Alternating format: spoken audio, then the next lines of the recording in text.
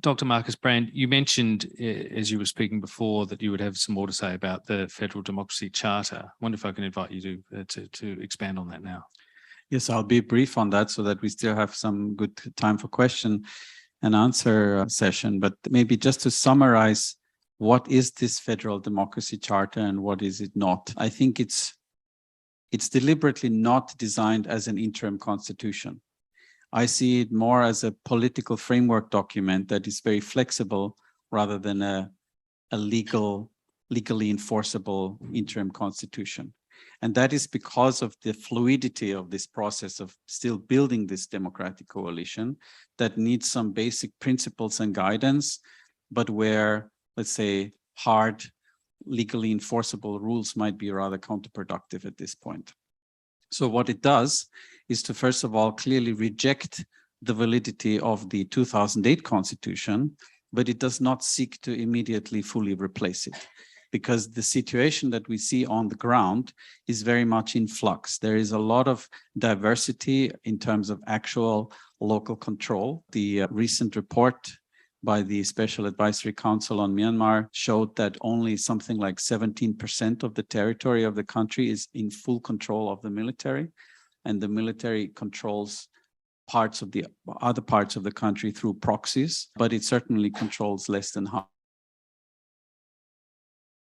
The NUG cannot claim to have direct control over a large portion of the country. There are also ethnic resistance organizations that have been traditionally controlling a lot of the territory that have different degrees of association with the NUG. So the situation is very diverse, and to have let's say, a strict constitutional legal order at this point would be rather premature.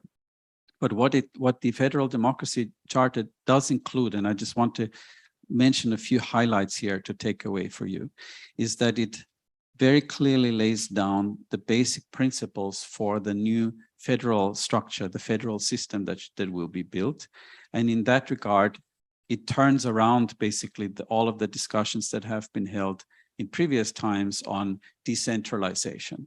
Now what we're looking at is a bottom-up federal system that actually sees the member states, the constituent units, as the original owners of sovereignty.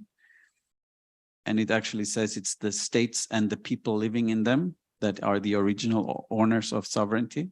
So it's not ethnically defined. It's not an ethnic federal system as we would see in Ethiopia, for example. But there is a commitment to self-determination, but not just defined in ethnic terms, but more in terms of democratic citizenship. And this bottom-up federalism is basically, I mean, compare it maybe a little bit more with the European Union as a coming together federation, where the units decide to share sovereignty with the federation, and the federation would have only those powers that are actually given to it by the federal units. And that changes the conversation about federalism dramatically, but it also means that in this current interim and transitional period, the national unity government has to play a dual role in being both a central government directly administering some parts of the country, but also being a federal government that has sort of a subsidiary role to local governments that administer various parts of the country. Is there a closer anagram to that's Australia? I mean, that sounds in some ways like Australia. Well, all federal systems are complicated in their own way, but there are certainly many features that Australian federalism also can contribute and share with an emerging federal system like Myanmar. And of course, as you know, federalism is not an easy system of governance, but it is, as is often said, countries are federal not because it's easy, but because they're difficult places to govern, either because they have a very large territory or because they have very big diversity in their population. And also federalism presupposes and only works if you also have democracy and if you also have the rule of law and constitutional. And that is why also what the ministers just said is that this has to go alongside with a thorough democratization of the system and with a redefinition actually of the social contract, where the role of the state vis-a-vis the citizen is reconceptualized and redefined, and where the core purpose of government is to preserve and protect the human rights of the individual citizens, rather than control and coerce, as most of the people in Myanmar have experienced during most of their lifetimes. The second big principle that is in this federal democracy charter, apart from this decentralized federal concept, is genuine and full democracy. And that means that the security sector, the military, the armed forces are under complete democratic and civilian control. And this is also, I mean, in the Myanmar context, quite a radical position. In a democratic country, of course, you're used to that as being the normal case. But this is something that nobody alive in Myanmar has actually experienced, of what that is like to have a military that is under civilian democratic control. So just as with, the independent judiciary that Minister Tenu was talking about, these are aspirations at this point. They are ideals that actually practically nobody in Myanmar nowadays has any practical experience with. But this is sort of laid out here as the aspiration, the destination of this constitutional journey. And this is also what the NUG and the other stakeholders have been asking assistance on, because, and that is why there is a lot of interest on how other countries have gone through this journey of changing from a military dictatorship to a genuine democracy, and to share lessons learned in that regard. And the third big set of principles that is enshrined in this federal democracy charter that was already mentioned is the very strong commitment to human rights, the rule of law, diversity and inclusion, non-discrimination, that is actually spelled out in quite a lot of detail. And I would say that goes beyond what you would see in many constitutions around the world, certainly in the region.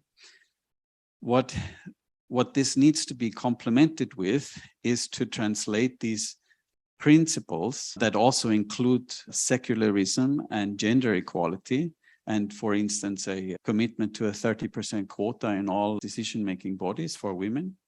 But what this needs to be translated into is actually legally enforceable rights, meaning you need a judiciary that is not just independent, but functional and accessible, to which individual citizens can go with claims on the basis of rights guaranteed in such a constitutional framework, and to actually have effective access to justice. Because it's not enough to just have a nice promise in a constitution. Constitutions are always promises in a way, but they only gain value if you can actually get some proper right enforced through an independent judicial body that is an effective control body to the executive and also to the legislature. And that is something we don't have at this point. So the Federal Democracy Charter does not set up a constitutional court or a Supreme Court to which you could go to with some kind of claim on enforcing any of these rights here. So there is still a large degree of goodwill and intention and aspiration in this framework. But as we heard from the ministers, there is a strong commitment to move further in this process of designing these institutions, and not just writing constitutional text on them, but then also to build them and actually staff them and train them. And this will be, as you can all imagine, a massive, massive undertaking to essentially rebuild the country, redesign the country from scratch, that is still at this moment in the midst of conflict and disintegration. And that is why, the challenge is really a very big one. And that is also one of the reasons why we are here, to reach out to as many possible partners as possible to help in this regard. It strikes me that so much of what you've said and so much of what the ministers have said has been very principled. It's a very high standard sort of set of liberal values that you're talking about in terms of creating this new state. And that's so far from where Myanmar is now. One of the things that I think it was Minister Utain said was there has been a major shift in the outlook of the people. I have no knowledge of this, of course, but my instinct, my immediate question is, how can we be confident of that? It's very difficult. I mean, it's difficult in this country at the moment to know the attitude of Australians in relation to the Uluru Statement from the Heart and the Republic. These relatively minor questions, I suppose, compared to the fundamental questions confronting Myanmar. They are important questions, and I don't wish to diminish them in any way. But knowing the mind of the people is difficult even in a smoothly functioning democracy. How can we be, and this is a question for any of our panelists, I suppose, but how can we be confident that the unity that exists between the various parties, ethnic groups and so forth is not just a unity of opposition to the junta, and that it won't splinter again in the immediate aftermath? Would anyone like to take that question? Well, I can start. Of course, you never know with these things, and these things also change. But what I have experienced myself in my limited understanding of the country is that there really has been a significant shift down to the individual level in terms of attitude and awareness on also the faults of the recent period. I mean, only a few years ago there was a massive online hate campaigns against Rohingya, against Muslims, etc. And Myanmar has become famous for these kind of things. There is still a lot of acrimony between ethnic minorities and the Bamar majority and the NLD and everybody else.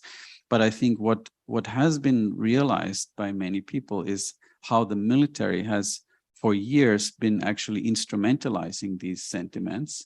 And because for example, anti-Muslim hatred is now so clearly seen as having been weaponized by the military, and because the military is so clearly rejected by everybody, that has also made anti-Muslim hatred much less popular in that sense. So the opposition against the military's claim of supremacy has actually had these positive side effects of bringing people together and actually, disciplining people to accept diversity as a positive value. Now, I also think that this may just be a window of opportunity that may not be open forever. And this is also why I agree with you that this is, the kind of principles and values and commitments that I see in the Federal Democracy Charter are almost too good to be true from an international human rights perspective. And I think that, the important thing is to actually grab this and run with it and make sure that it does get entrenched and that it becomes normalized and the standard, because it may be that this window might not be open forever and that we might see a resurgence of whatever ethnic nationalism and sort of more constructive forces in society, as we see in all democratic societies. But right now, I think there is a real moment, a real opportunity for a chance to move ahead in a way that even a few years ago was quite unthinkable.